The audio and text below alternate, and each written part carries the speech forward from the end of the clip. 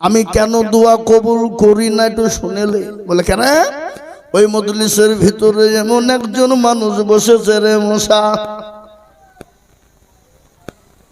যতক্ষণ পর্যন্ত না উঠবে আমি আল্লাহ ততক্ষণ পর্যন্ত দোয়া কবুল করব না, ততক্ষণ পর্যন্ত দোয়া মঞ্জুর হবে না। এত অন্যায় এত নোংরামি করে বসেছে, না জানি আমার গজব চলে গেল বলে এই কথা ভাবছি শোনা। আর মুসা নবী আলাইহিস সালাম এমনি রাগিল নবী বাবা, একবারে তেলে আগুনে জ্বলিয়ে লাঠি বের করে, এই বেয়াদব আল্লাহ তো দোয়া কবুল করবেই না, না জানি গজব এলো বলি কেউ উঠে না বাবা। আগো আমি যদি বলি কার্তিকে পাড়ার মানুষ খুব ভালো, এরা জিলাপির থেকেও সোজা। তো হ্যাঁ বাবা, কালকে অমুকের বাড়ি চুরি হয়েছে, কেউ করেছো বাপ? তুলবে হাত? তুলবে? কেউ তুলল না। শুনেলেন এই মজলিসে গুনাহ মাপ হয় কিনা? আহা, যে মানুষটা অন্যায় করেছিল, নোংরামি করেছিল, আল্লাহর দরবারে দুখানা হাতকে তুলে দিয়ে বলছেন, পরওয়ারদিগারে আলম মাওলা, আমি অন্যায় করেছি, ত্রুটি করেছি, নোংরামি করেছি, পৃথিবীর কেউ জানে না, কেউ বলতে পারবে না। এতগুলা মানুষের সামনে আমাকে বেইজ্জতি করো না। আল্লাহর কাছে চোখের পানি গড় গড় গড় গড় গড় গড় করে ঝরিয়ে দেয়। আল্লাহকে বলে, আল্লাহ এত বড় অন্যায় করেছি, তুমি আর আমি ছাড়া কেউ জানে না। আল্লাহ আমি তওবায়ে নাসুহা করে নিলাম।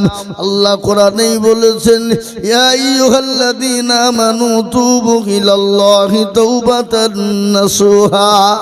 কোন বান্দা যদি অন্যায় করে, নোংরামি করে, ত্রুটি করে একবার যদি তওবায়ে নাসুহা করে নাই, আর একবার যদি বলে আল্লাহ জীবনে কোনোদিন করব না, আল্লাহ বলে, বান্দা আমি তোমার সমস্ত জীবনের গুনাহকে মাফ করে দিই। আল্লাহ এত বড় দয়ালু, আল্লাহ রাহমান রহিমিন। এ বাবা, আল্লাহর রহমতের শেষ নাই বাপ। কিন্তু আমরা মানুষ খারাপ। আমরা আল্লাহ চিনি, কথা বলেন, কথা বলেন, রসুল চিনি, নবী চিনি, দিন চিনি না বাবা। আজকে আল্লাহর হুকুম আহকাম আমাদেরকে মানতে হবে, এটা চিন্তা ধারা ভাবনা আমাদের ভিতরে নাই বাপ। এই নাই থাকার কারণে আজকে গোটা ওয়ার্ল্ড, গোটা পৃথিবীতে মুসলমানদের দুর্দিন না সুদিন। জোরে বলেন না কেন? দুর্দিন, এত বড় দুর্দিন। বিগত এত দুর্দিন ছিল না বাবা। আজকে আপনাদের ভাবা যায়, ইসলামকে নিয়ে কুড়িচুকার মন্তব্য, আল্লাহর পবিত্র কালামুল্লাহ শরীফ কোরআনকে নিয়ে মন্তব্য। আপনারা জানেন তো, এই কিছুদিন আগে এই আমাদের দেশের পশ্চিমবঙ্গের একজন আগাছা বিধায়ক, যে কুলাঙ্গার বাপের জারদ সন্তান, যার বাপ মার ঠিক নাই বাবজি, কি নাম তার? তার নাম হলো বিজেপি সাংসদ অর্জুন সিং। হারামখোর, সে কোরআনকে নিয়ে উল্টে পাল্টা বলেছে, ইসলামকে নিয়ে কুরুচিকর মন্তব্য করেছে। আমি আপনাদেরকে বলবো বাবা, ভালো করে শুনেলেন, এই ইসলাম এবং কোরআনকে নিয়ে যারা উল্টা পাল্টা করেছে, উল্টে পাল্টা কথা বলেছে, আল্লাহ তাকে দুনিয়ার জমিনে বরবাদ করে দেবে না? দেবে না? ধ্বংস করবে কিনা জোরে বলুন? করবেই। তার কারণ ইসলামকে নিয়ে যারা মন্তব্য খারাপ করেছে, হয় আল্লাহ ওয়ালা তাকে বানিয়ে নিয়েছে, আর নয়তো তাকে দুনিয়ার জমিনে বেঈমান করে মেরেছে। মেরেছে না মরেনি? তার কারণ একটা শুনেলেন, বাবরি মসজিদ যখন ভেঙেছিল, সর্বপ্রথম যে মসজিদ ভেঙেছিল তার নাম ছিল বলবর সিং, যিনি গোধনপাড়ার এসেছিল জালসাতে মাদ্রাসায়। গিয়েছেন আপনারা, অনেকে দেখেছেন, দেখেননি? হ্যাঁ, তিনি কলমা পড়ে মুসলমান হয়ে গেলেন। খালি মুসলমানই নন, তিনি 100টা মসজিদ তৈরি করে দিয়েছিলেন। তিনি দুনিয়া থেকে চলে গেছেন। আজকে ইসলামকে নিয়ে কুরুচিকর মন্তব্য, কিন্তু ইসলাম কত ভালো, ইসলাম কত পরিষ্কার, ইসলামের ভিতরে দল পার্টি মেজরিটি মাইনরিটি নেই, ইসলাম পরিষ্কার পরিচ্ছন্ন। আমি আপনাদেরকে বলি, কেন ইসলাম বলেছে, কোরআন বলেছে লাকুম দীনুকুম ওয়ালিয়া দিন, তোমার ধর্ম তোমার কাছে, আমার ধর্ম আমার কাছে। লা ইকরাহা ফিদ্দীন, খবরদার ধর্ম নিয়ে বাড়াবাড়ি করে। কি গো ইসলাম বলেছে না? বলে নিজেরা বলুন। আজকে তারা এমনই, ইসলামকে না গাল দিলে, মুসলমানকে না টানলে ওদের ধর্মই হবে না বাবা। আচ্ছা বলুন তো, ভারতবর্ষের জমিনে মুসলমানরা কত বছর রাজত্ব করেছিল কে জানেন আপনারা? জানেন আপনারা? 750 থেকে 800 বছর। আচ্ছা বলুন, মুসলমানরা যদি মনে করত ভারতবর্ষে কোনো হিন্দু জাতি থুব না, কোনো খ্রিস্টান জৈন বুদ্ধ ডোম ডকল মুচি মেথর বাগদি কোল ভিল মুচি মুন্ডা কিছু থাকবে না, তো একটা ওষুধ করার মতন পাওয়া যেত? কথা বলেন না কেন? পাওয়া যেত কি না? ইসলাম হলো শান্তির ধর্ম। কোরআন বলেছে ইন্নাদ-দীনা ইনদাল্লাহিল ইসলাম। ইসলাম আল্লাহর কাছে একটাই ধর্ম, যে ধর্মটির নাম হলো ইসলাম। আমি আপনাদেরকে বলি বাবা, ভারতবর্ষের মুসলমানেরা নবীর আদর্শে আদর্শিত, এই জন্য তারা কোনো ধর্মকে গালি দেয় না, কোনো জাতিকে গালি দেয় না। আজ পর্যন্ত বলুন তো, 850 বছর যখন মুসলমানরা রাজত্ব করেছিল, শুনেছেন আপনারা? ইতিহাসের পাতায় আছে। এই টেবিলটা একটু টেনে নেন তো দিকে, এই টেবিলটা টেনে নেন। 700 বছর রাজত্বের সময় মুসলমানরা আজ পর্যন্ত ইতিহাসে শুনেছেন কোন গির্জা ভেঙেছে, কোন গুরুদ্বার ভেঙেছে, কোন মন্দির ভেঙেছে?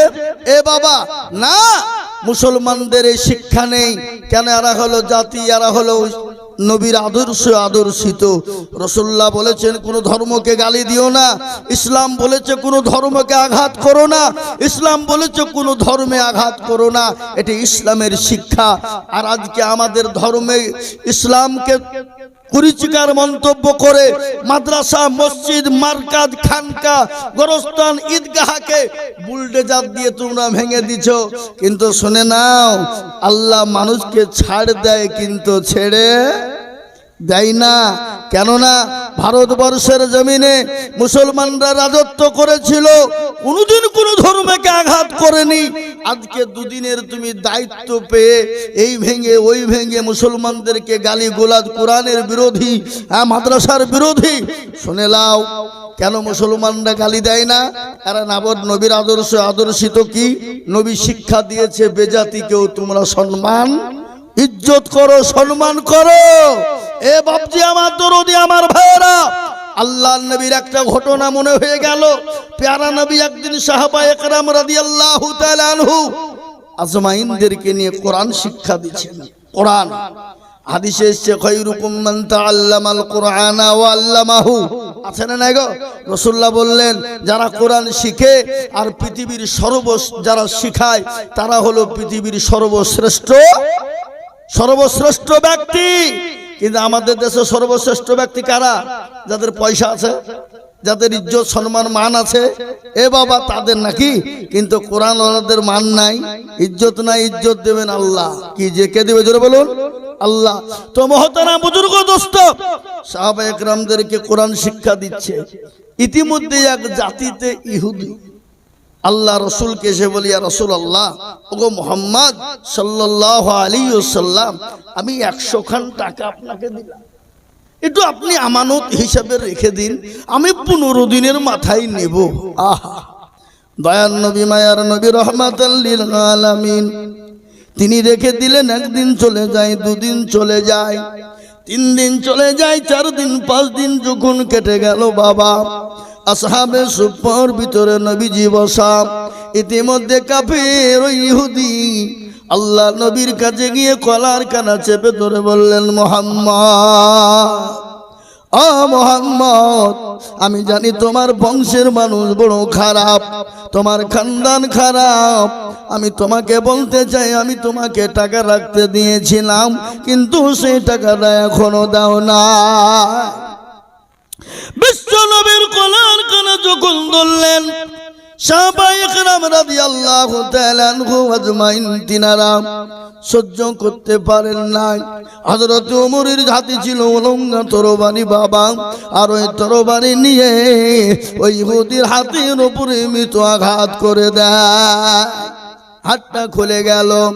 রাসূলুল্লাহ বসে গেলেন।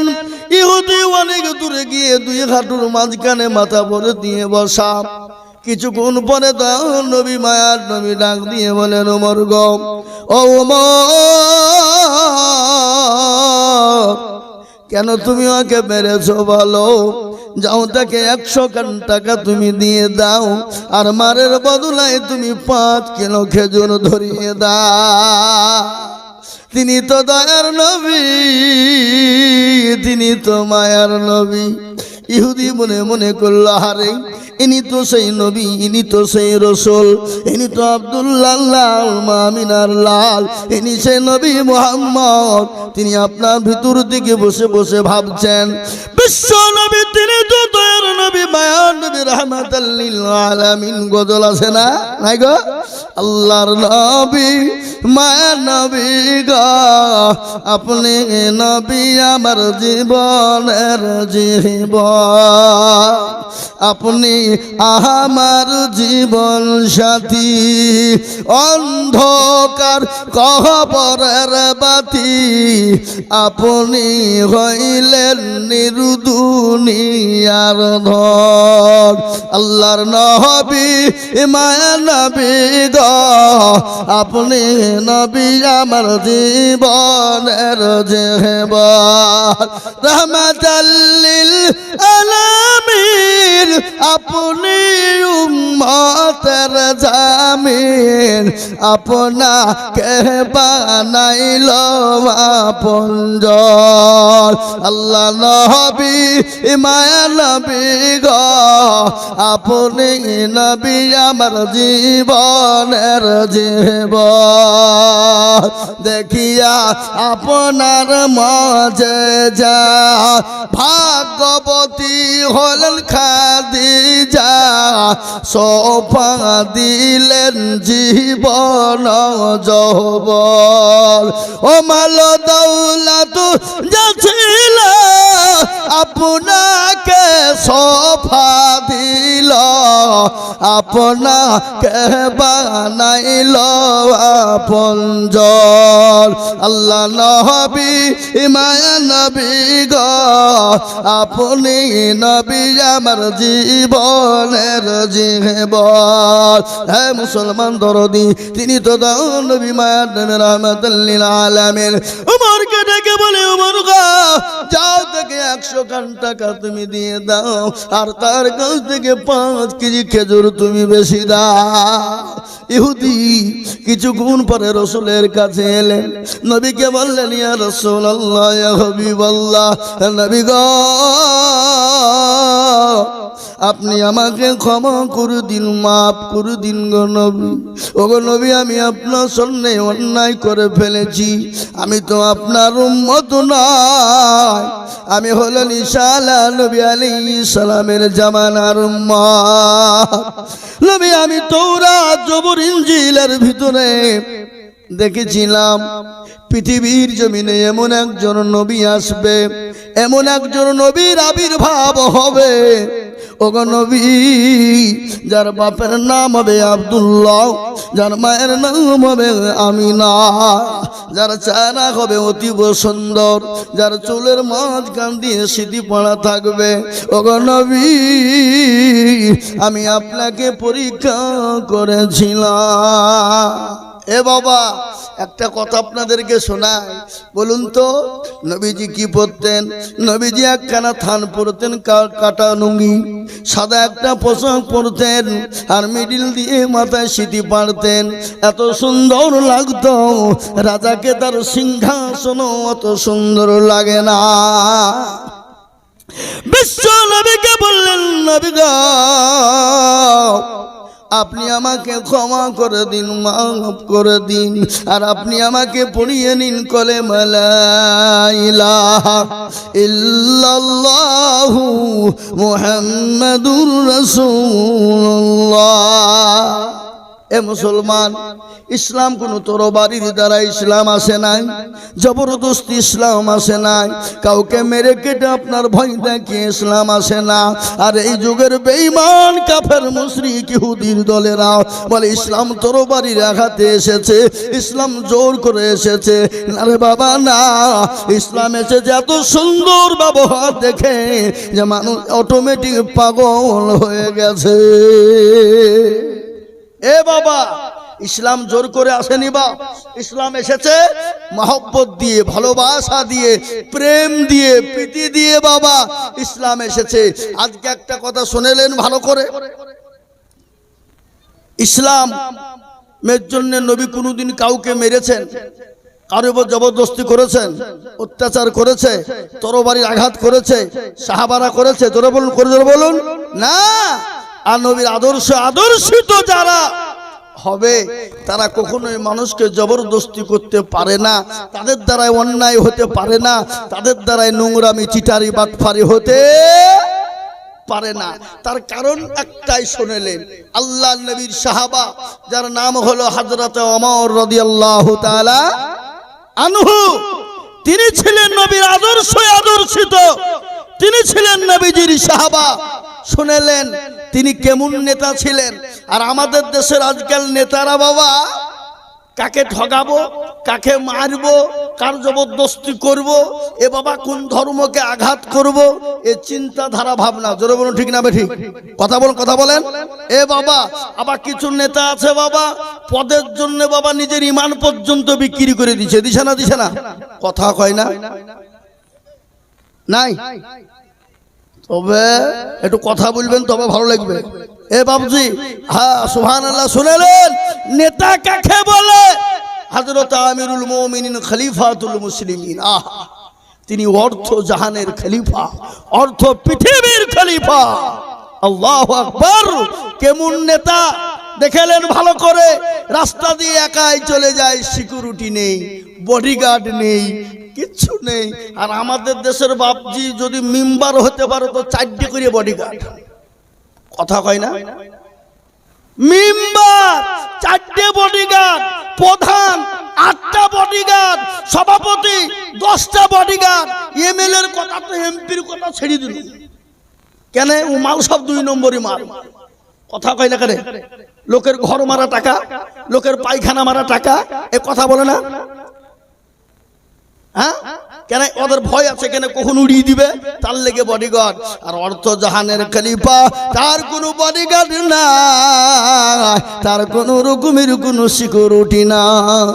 রাত্রি বেলায় একাই তিনি বেরিয়েছেন, গভীর রজনী হয়ে গেল, দেখা যায় রাস্তার ধারে একজন মানুষ তিনি দাঁড়িয়ে রয়েছেন। হযরত ওমর গুটি গুটি পায়ে তিনি এক পা করে আগিয়ে গেলেন। যাওয়ার পরে বললেন, ভাই গো, এত রাত্রি গভীর রজনীতে তুমি একাই কেন বসে আছো বলো, কি ব্যাপার? কিন্তু ওই ইহুদি বললেন, ইনি চোর বা ডাকাত হতে পারে। হযরত ওমরকে ধমক দিয়ে দিলেন, গরম করে ফেললেন, গরম করে ফেললেন। হযরত ওমর তিনি আরো নরম হয়ে যায়। ইহুদি যত গরম করে তত নরম হয়ে যায়। ইহুদি বলল, আরে ইনি চোর বা ডাকাত কিছুই হতে পারে না, ইনি চোর বা ডাকাত হতে পারে না। একে যত ধমক দিই তত নরম হয়ে যায়। ইহুদি বলল, ভাই কে তুমি পথিক আমি জানি না, আমি বড় গরিব মানুষ, বড় গরিব, আমার সংসার চলে না। আমি মদিনার স্টেটের লোক নয়, আমি হলাম মদিনার বাইরের লোক। আমি শুনলাম এই মদিনার যিনি গভর্নর, যিনি অর্ধ পৃথিবীর খলিফা, যিনি আপনার আমিরুল মুমিনিন, আমি শুনলাম সে নাকি দয়ার মানুষ, বড় ভালোর মানুষ। আমি তার কাছে কিছু অর্থের জন্য যাচ্ছিলাম। ইতিমধ্যে আমার সঙ্গে ছিল আমার বিবি, আমার সহধর্মিনী। কিন্তু অগপথি আমার বিবিকে তাম্বুর ভিতরে ভরে দিয়েছি। আমার বিবির পেটে ছিল বাচ্চা, প্রসব বেদনা উঠে যায়। আমি এই তাম্বুর ভিতরে আমার বিবিকে ভরে দিয়েছি। হযরত আমিরুল মুমিনিন খলিফাতুল মুসলিমিন, অর্থ জাহানের খলিফা কিছুই বললেন না, সোজা বাড়ি চলে গেলেন। বাড়িতে গিয়ে ডাক দিয়ে বললেন, ও আব্দুল্লাহর মা, দরজা খোলো। বলে জান্নাত নিতে চাও? বলে স্বামী গো, দরজা খোলা আছে, আমি অবশ্যই জান্নাত খরিদ করতে চাই। কি করতে চাই? জান্নাত নিতে চায়। বলে বিবি রে, তুমি যদি জান্নাত নিতে চাও তাহলে আজকে তোমাকে দায়ের কাজ করিতে হইবে। তাই বুঝেন না? তাই মানে কি? এই মুরব্বি বলেন, তাই মানে কি? ভয়ে বলছে না, যদি বাইচান বলতে যে ভুলে যায়। তাই মানে বাবা, আগে আমাদের মা বোনদের বাচ্চা হয়ে 4টা 10টা করে বাবা, কোনোদিন সিজার হয়নি, কোনোদিন হসপিটাল যেতে হয়নি। ও বাবা, ওই দায় মায়েরা লাড়ি কেটেছে, বাচ্চা নিয়েছে, বের করেছে কিনা জোরে বলুন। কথা বলেন না কেন? হ্যাঁ, বিবিকে ডাক দিয়ে বলে, বিবি রে, আজ তোমাকে দায়ের কাজ করিতে হবে, মনে কোনো ঘৃণা নাই। অর্থ জাহানের খলিফার বিবি, যিনি আমিরুল মুমিনিন খলিফাতুল মুসলিমিনের বিবি, হযরত ওমরের বিবি, মনে ঘৃণা নাই, মনে কোনো অহংকার তাকাব্বুর নাই। এ বাবা, নেতা কাকে বলে? আর আমাদের দেশের মেম্বার হতে পারলি বাপ, ওর বইয়ের গরম দেখে কে? কি কথা কন না কেন? হ্যাঁ, আপনি একটা সার্টিফিকেট আনতে যাবে, হবে না? আজ না, তোমাদের টাইম নাই, বেলা ঝামেলা। ওর তো পৃথিবীর খলিফা, আমিরুল মুমিনিন খলিফাতুল মুসলিমিন, বিবির কোনো মনে ঘৃণা নাই, কোনো অহংকার নাই, কোনো তাকাম্বর নাই। বলে বিবিরে, লকড়ি খুঁড়ি যা প্রয়োজন তুমি গুছিয়ে নাও, তেনা কাপড় আগুন যা লাগবে তুমি গুছিয়ে নাও। আমিরুল মুমিনিন বলে, ও আসলাম, বাইতুল মালের দরজা খানা খুলে দাও। বাইতুল মালের দরজা খানা খুলে দেওয়া হলো।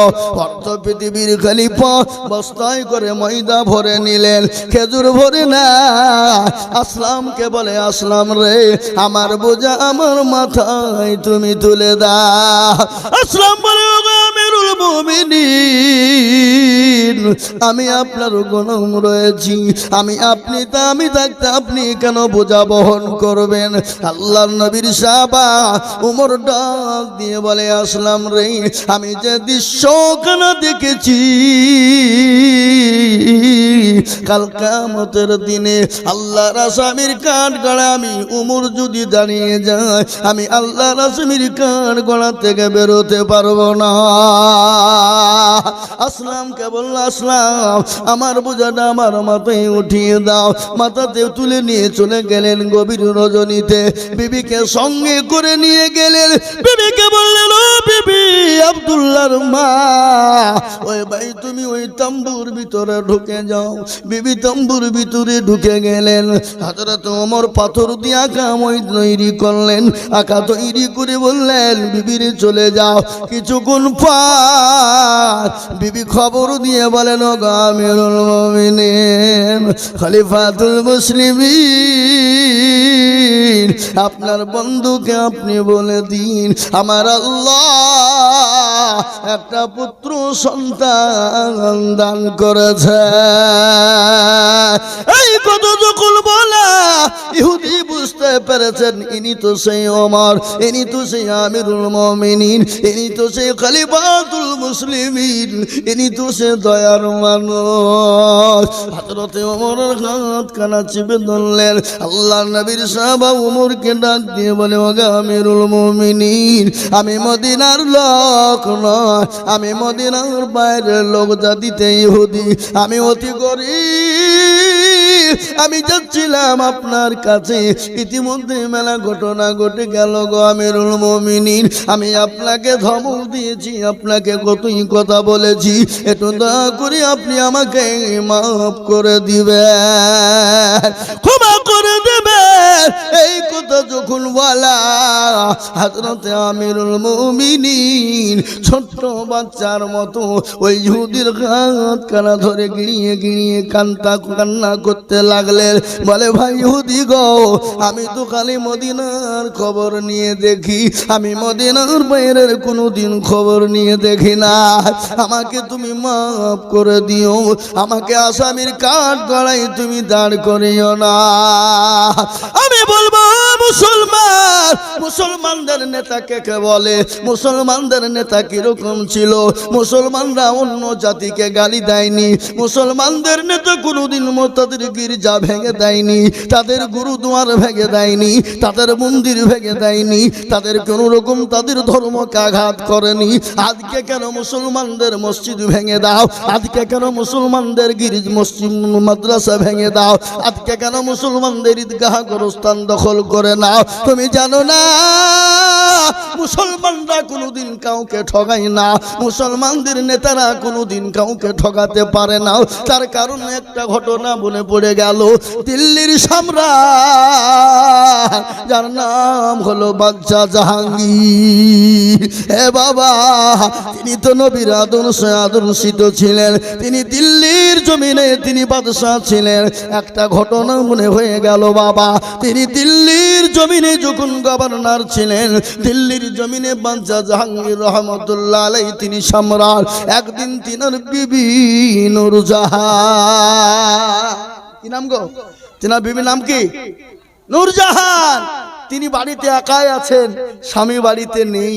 আহা, তখন তো মোবাইলের যুগ ছিল না বাবা।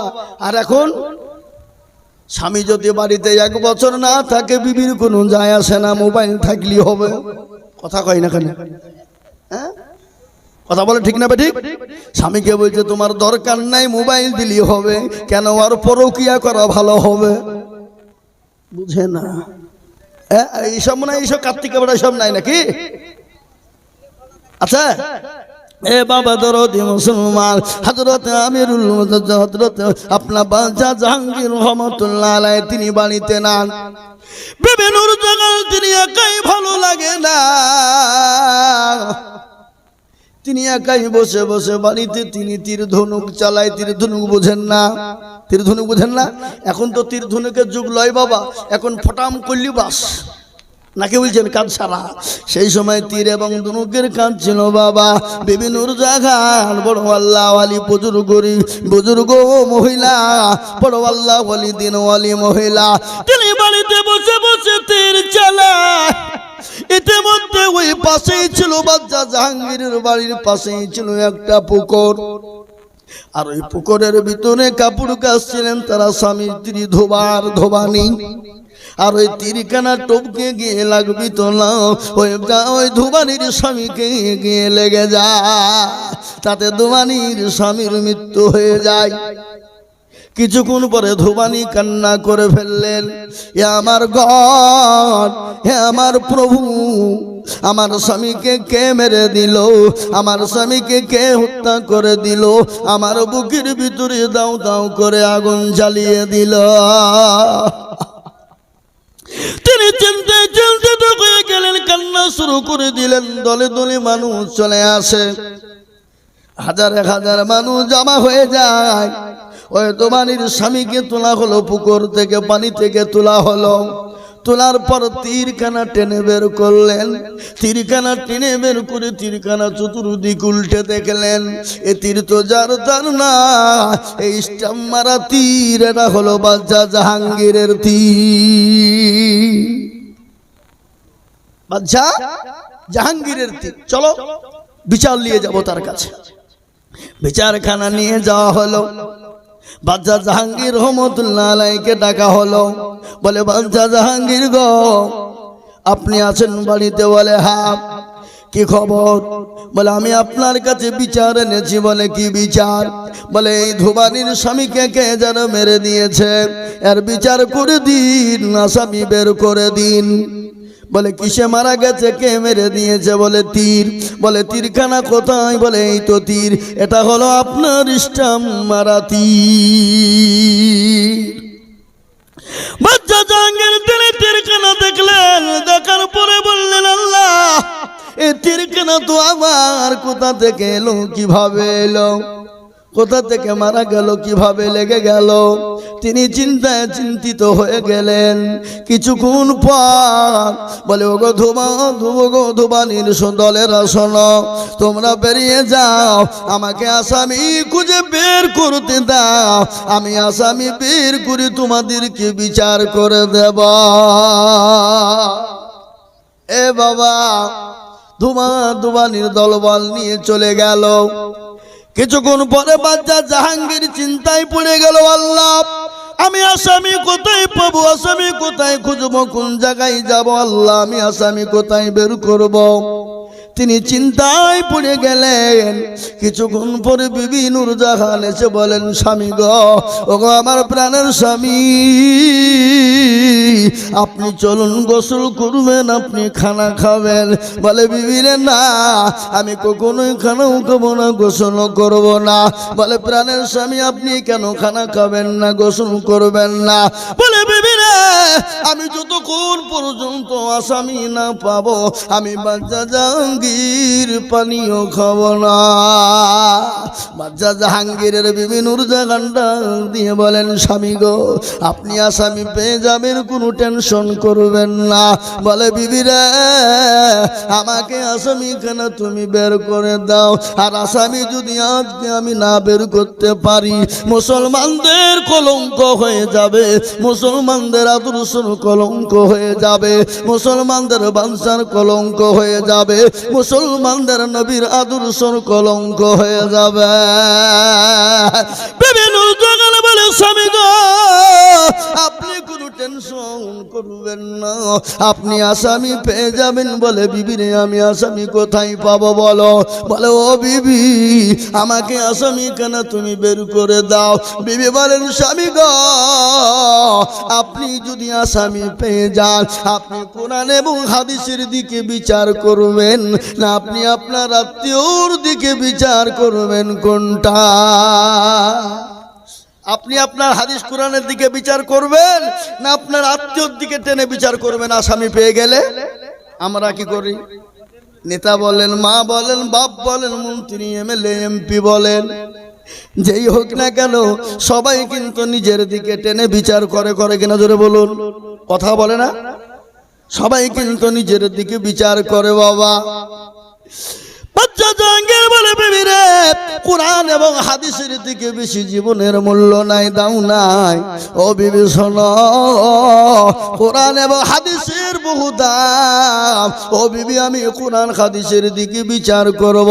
এমনকি তুমি আমার বিবি নূরজাহান, যদি তুমি বিচারক হয়ে যাও, তুমি যদি আসামি হয়ে যাও, আমি তোমাকে পর্যন্ত ছেড়ে দেব না। বিবি মুচকি গেছে, বললেন, স্বামী গো, আপনি আসামি পেয়ে গেছেন, চলুন গোসল করবেন, খানা খাবেন। বলেন, আরে বিবি না, আমি যতক্ষণ পর্যন্ত আসামি না পাবো, আমি ততক্ষণ পর্যন্ত খানা খাবো না। বিবি বলেন, স্বামী গো, আসামি পেয়ে গেছেন, আসামি অন্য কেউ না। বলে, কে আসামি? বলে, আপনার বিবি, আপনার অর্ধাঙ্গিনী বিবি নূরজাহান। বলে, বিবি রে, আসামি কি করে হয়ে গেলে তুমি বলবা? বলে, স্বামী গো, আপনি বাড়িতে ছিলেন না, একা থাকতে মনে লাগে না, আমি একাই বাড়িতে বসতে ভালো লাগে না, আমি তীর ধনুক চালাইছিলাম, ইতিমধ্যে দেখলাম একাই ভালো লাগে না, আর ওই তীর চালাতে গিয়ে টপকে গিয়ে ওই পাশেই ছিল পুকুর, আর ধোবানি ছিল, তাতে ধোবানির স্বামীকে লেগে যায়, তাতে মারা যায়। বাচ্চা জাহাঙ্গীর বলে, আরে মারতে গেল হরিণ, লেগে গেল মানুষ, কিছু যদি পয়সা দেওয়া হয় তাহলে হয়তো ফিদিয়া আদায় হয়ে যাবে, কিন্তু না না না, আমি বাচ্চা জাহাঙ্গীর যদি পয়সা দিয়ে ফেলি তাহলে বলবে বাচ্চা জাহাঙ্গীর টাকা ছিল, পয়সা দিয়ে বিবিকে বাঁচিয়ে নিয়েছে। না না, হবে না, হবে না। বাচ্চা জাহাঙ্গীর গোসল করে খানাকে নামাজ আদায় করলেন, তাদেরকে ডাক দিয়ে বললেন, ও ধোবানির দলেরা, আসামি পেয়ে গেছি গো, তোমাদের বিচার খানা সঠিক ভাবে করে দেওয়া। দলে দলে আপনার ওই ধোবানির ধুমানির দলবল নিয়ে চলে আসে আর বলে আজকে যদি বিচার সঠিক হয়ে যায় জানবো মুসলমানরা ভালো, মুসলমানদের আদর্শ ভালো, মুসলমানদের নবীর আদর্শ ভালো, মুসলমানদের বাদশার আদর্শ ভালো। আর বিচার যদি ভালো না হয় তাহলে জানবো মুসলমানরা ভালো না, মুসলমানদের আদর্শ ভালো না। আল্লাহ দলে দলে মানুষ যখন চলে এলেন বাদশা জাহাঙ্গীর দিল্লির জমিনে, ও মুসলমান গো অনেকগুলা তীর আনলেন, আপনার দিনুগুনা নিয়ে আসলেন। আনার পরে ওই ধোবানিকে ডাক দিয়ে বললেন ধোবানি রে, যে তোমার স্বামীকে মেরে দিয়ে তোমার বুকে আগুন জ্বালিয়ে দিয়েছে, তুমি তার স্বামীকে মারো, মেরে তুমি তার বুকে দাও দাও করে আগুন জ্বালিয়ে দাও। ভালো করে শুনবেন, এ জামানায় যাদের স্বামী মারা যায় তাদের মতো হতভাগিনী আসমানের নিচে আর জমিনের ওপর হতে পারে না। ও মুসলমান, স্বামী হারা যন্ত্রণা কত কঠিন, স্বামী না থাকা যন্ত্রণা কত ভয়ঙ্কর রে বাবা। মুসলমান বাদশা জাহাঙ্গীর তিনি কাবা শরীফের দিকে মুখ করে বসে গেলেন। ওই আপনার ধোবানির বিবিকে ডাকলেন, বলে ও ধোবানির বিবি এসো এসো এসো, এই তীরখানা ধনুক কানা নাও। আসামি আর অন্য কেউ নয়, আসামি হলো আমার প্রাণের বিবি নূরজাহান। এই তীর আমি তোমাকে দিয়ে দিলাম, এই তীরখানা নাও, আমি বাদশা জাহাঙ্গীরকে হত্যা করে দাও, মেরে দাও, মেরে দিয়ে তুমি প্রতিশোধ নিয়ে নাও এবং আমার বিবির বুকে আগুন জ্বালিয়ে দাও। এই কথা যখন বলা ওই ধোবানি তীর গানা নিলেন, নার পর বাদশা জাহাঙ্গীরের কাছে গেলেন। বাদশা জাহাঙ্গীরের কাছে বুকের কাছে নিয়ে গিয়ে বললেন, বাদশা জাহাঙ্গীর গো, ও বাদশা জাহাঙ্গীর, আমি তোমাকে আল্লাহ রাস্তায় মাফ করে দিলাম, আমি ক্ষমা করে দিলাম। তোমার মতো বাদশা যদি দুনিয়ার জমিনে বেঁচে থাকে, আমাদের মতো সংখ্যালঘু ধোবানিরা কোনোদিন কোনো জিনিস থেকে বঞ্চিত হবে না, কোনোদিন কোনো জিনিস থেকে বঞ্চিত হতে পারে না। হে মুসলমান, এটা ছিল মুসলমানদের আদর্শ। আমি বলবো মুসলমান, এটা ছিল মুসলমানদের আদর্শ বাবা। আজকে দুনিয়ার জমিনে, ভারতবর্ষের জমিনে আজকে যারা নেতা হয়েছে, আজকে যারা মুসলমান যারা নেতা সেজে বসে আছে, দেশের মুখ্যমন্ত্রী, প্রধানমন্ত্রী, দেশের স্বরাষ্ট্রমন্ত্রী, যারা আজকে ইসলামকে নিয়ে কুরুচিকার মন্তব্য করে, ওই অর্জুন সিং বাপের চারণ সন্তান, কুলাঙ্গার সন্তান, সে বলেছে কিনা তাদের দুর্গ পুজো করা যাবে না, তাদের মূর্তি পুজো করা যাবে না, এটা কোরআনে নিষেধ আছে। কিন্তু বেশ্যাখানায় গেলে কোনো যায় আসে না, রেপ করলে কোনো যায় আসে না, ধর্ষণ করলে কোনো ক্ষতি নাই, কোরআন বলেছে, এরকম ভাষা দিয়ে বলেছে বাবা।